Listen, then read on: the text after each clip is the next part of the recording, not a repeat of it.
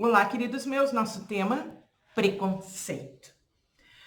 Preconceito é diferente aqui da aula de intolerância. Intolerância, ela trabalha a condição das leis, né, da discriminação e que é pontuado por leis. O preconceito é um pensamento preconcebido que eu faço em relação a um grupo, em relação a um estereótipo, em relação a um gênero sexual, em relação a uma cultura. Então, eu estabeleço uma preconcepção, uma pré-ideia sobre alguém. E manifesto isso verbalmente, manifesto isso explicitamente. Ele pode vir aqui mascarado de vários tipos. Pode ser contra a mulher, contra os homossexuais, contra os gordos, contra os magros, pode ser contra os dentuços, os orelhudos, pode ser em relação às loiras, loira burra, é uma forma de estereótipo, é um preconceito. Eu vou ter aqui contra um grupo religioso, que pode ser contra os judeus, pode ser com relação aos muçulmanos, pode ser com relação aos africanos, aos deficientes físicos. Eu tenho uma preconcepção que eu estabeleço e eu trago isso dentro da minha linguagem. O preconceito, ele está associado a um rótulo que eu coloco ao indivíduo. Eu coloco este indivíduo dentro de um pensamento que eu preconcebi, uma caixinha pronta, dentro dessa sociedade, né, do qual eu estou inserido. Todo gordo só pensa em comer. Toda mulata nasceu sambando. Todo muçulmano é terrorista. Todo turco é mão de vaca. Como os judeus, eu vejo filmes e isso está no cotidiano dos filmes. Todo mexicano é traficante. Todo brasileiro é malandro. Toda latina é gostosona. Então, eu estabeleço uma preconcepção. Vocês já viram um japonês burro ser retratado em filme? Nunca. Eles sempre vão ser os nerds. Sempre. Os chineses vão ser os comerciantes, vão vender até a mãe se for preciso no Chinatown da vida. Nós vamos ver sempre as relações sendo estabelecidas dentro de estereótipos. Isso é preconceito. O bullying e o cyberbullying vão estar aqui. Quando eu manifesto isso em redes sociais, muito apoiado em pós-verdades, muito apoiado aqui, né, em estruturas de preconcepções. Hoje nós estamos numa sociedade onde o parecer é mais importante que o ser. E vive-se uma sociedade visual. Então, os Instagrams da vida estão aí, mostrando todo esse parecer. Mesmo que falte essência, que falte pensamento real dentro daquilo. Aqui eu vou ter toda a configuração de torturas, seja verbais, seja psicológica, seja física. A misantropia se manifesta aqui, que é o contrário da filantropia. É quando eu tenho preconceito em relação à raça humana. A sociopatia, ela se manifesta aqui. Quando eu tenho desprezo pelos outros, porque eu me julgo superior a eles, e eu manifesto isso verbalmente.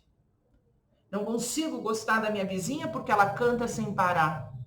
O meu estilo musical é que presta. O funk que ela canta, não.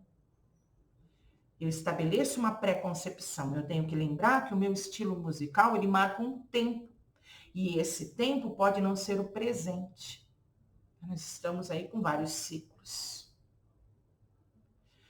O preconceito, ele pode ter origem étnica, racial, e aqui tem motivos históricos, motivos sociais que estabelecem. O Brasil é um país racista, já tem aula sobre racismo, isso muito explicitamente mostrado nas suas músicas, na sua literatura, né? A Mário Lago, um grande poeta e compositor brasileiro, um ator notável, nosso, escreve Amélia. Amélia que era mulher de verdade, não tinha a menor vaidade. A Amélia lavava, passava, cozinhava sem reclamar. A Amélia criava os filhos, esperava o marido limpinha, sempre sorrindo. Amélia é símbolo hoje da mulher subjugada. Para o Lago, brilhante, um poeta nato, mas que retrata todo o seu machismo na música Amélia. As marchinhas de carnaval, olha a cabeleira do Zezé, será que ele é? Será que ele é? Olha a homofobia. O teu cabelo não nega, mulata, porque és mulata na cor. Olha o preconceito racial. Moreninha da cor do pecado. Você é uma mulata tipo exportação. Você é uma negra bonita. Você tem os traços finos e delicados. Nossa, seu cabelo é macio, achei que era duro. Mas é que você passou por cotas, né? Nem precisou estudar. Aposto que você samba como ninguém. Todas essas frases, elas estão no nosso cotidiano, sem considerar as piadinhas de mau gosto em relação às várias etnias, né? Aqui eu tenho escrachado preconceito, racismo. Preconceito social, quando eu acredito que a minha classe social é superior à outra. Agora eu começo a observar as redes sociais e crescem, né? O lixeiro gato, gari gato, o cara do correio gato, o segurança do metrô gato. Queridos, na verdade, o preconceito é imenso quando o pobre invade o espaço do rico. Lembram dos rolezinhos que nós tivemos? 2014, se eu não me engano, foi o auge deles, né? 2014, 2015.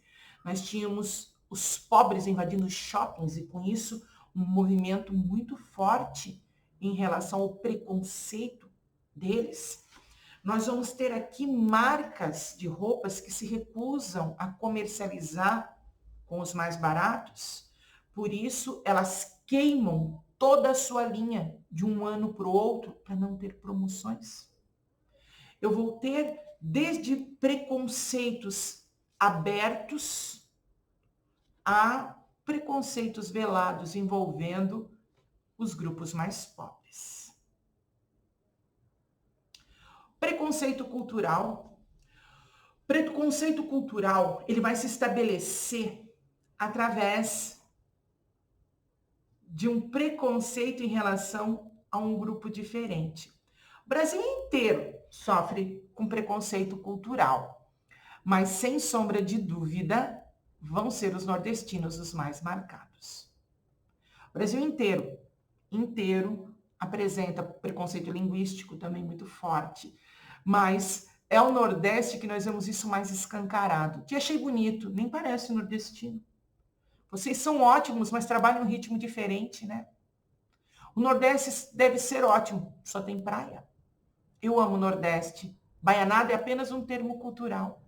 Adorei o currículo, você só precisa perder o sotaque. Gosto de falar, gosto do seu jeito de falar, é engraçado. Queridos, nós estamos mostrando aqui o preconceito em São Paulo em relação aos nordestinos. Muitas vezes nem percebemos o quanto manifestamos esse preconceito. Estava comentando que tinha uma pessoa tomando um mate na minha frente, ela na verdade estava tomando chimarrão. E eu não tomo nada quente, toda a minha bebida é gelada. E eu disse, eu não tomo chimarrão. O meu mate é com maracujá e guaraná. Amo mate com fruta. E ele olhou para mim e disse muito abertamente, coisa de paraguaio. Na hora eu falei, não, é coisa de gente preconceituosa a tua fala. Queridos, mate é mate. Não importa se eu tomo em forma de chimarrão, se eu tomo em forma fria. Os nossos índios são os que vão trazer essa herança cultural para nós. É questão de gosto, é igual café. O café, ele pode ser consumido de várias maneiras. No Brasil, ele é quente, mas o café na Ásia é tomado frio, com gelo. Nos Estados Unidos, nós comercializamos o café frio com gelo também. Então, eu vou ter várias formas de consumo dos produtos. Meus vizinhos tomavam, por exemplo, cerveja com leite. Tomavam eles faziam suco de miojo. Para mim era muito diferente aquilo. Não faz deles ruim ou não. Faz diferente, certo? Temos que cuidar para não manifestar o nosso preconceito. O preconceito linguístico é quando eu acho que a minha forma de falar é superior a todas as outras. Se nós observarmos um país do tamanho do Brasil, nós vamos ter muitos regionalismos. O pessoal diz que Santa Catarina fala cantado, que a nossa fala ela é mais sonora, que nós temos uma fala mais cantada, mais doce, menos seca de falar. Cada região nossa vai ter um sotaque. Até próprio do nosso estado vai ser diferente. Se nós compararmos Joinville com Florianópolis, com Itajaí, se percebe nitidamente a diferença de sotaques. Se considerarmos o litoral em relação ao oeste catarinense, percebemos nitidamente as formas de sotaque. Aqui o preconceito linguístico é quando eu acho que o meu falar é superior aos outros.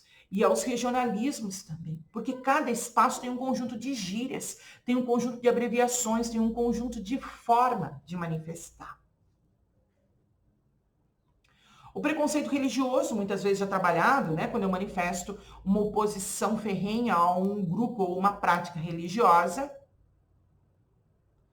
O preconceito sexual ou de gênero, transfobia, homofobia e as várias fobias sexuais que podem se apresentar, muitas vezes por medo. Aqui nós temos muitas vezes a configuração do preconceito por medo. Nietzsche, para encerrar essa aula, o Nietzsche é uma pessoa muito controversa, né? Onde ele via a mulher de uma forma bastante deturpada. Nietzsche adorava prostíbulo, mas odiava a mulher na sociedade. Era uma coisa impressionante como ele tinha medo das mulheres. Então, nós temos que cuidar para não manifestar explicitamente o nosso preconceito, porque muitas vezes acaba evidenciando uma ideia deturpada de pensamento. Beijo no coração de todos.